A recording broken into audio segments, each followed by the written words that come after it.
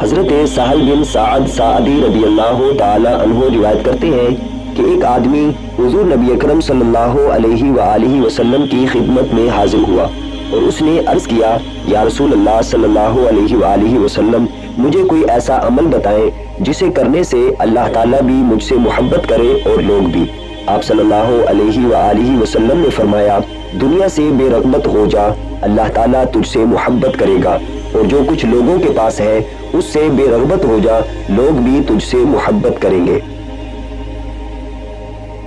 حضرت ابو ہریرہ رضی اللہ عنہ روایت کرتے ہیں کہ حضور نبی اکرم صلی اللہ علیہ وآلہ وسلم نے فرمایا، اللہ تعالیٰ فرماتا ہے، اے ابن آدم، تو میری عبادت کے لیے فارغ تو ہو، میں تمہارا سینہ بے نیازی سے بھر دوں گا اور تیرا فقر و فاقہ ختم کر دوں گا، اور اگر تو ایسا نہیں کرے گا تو میں تیرے ہاتھ کام کاج سے بھر دوں گا اور تیری محتاجی کبھی ختم نہیں کروں گا۔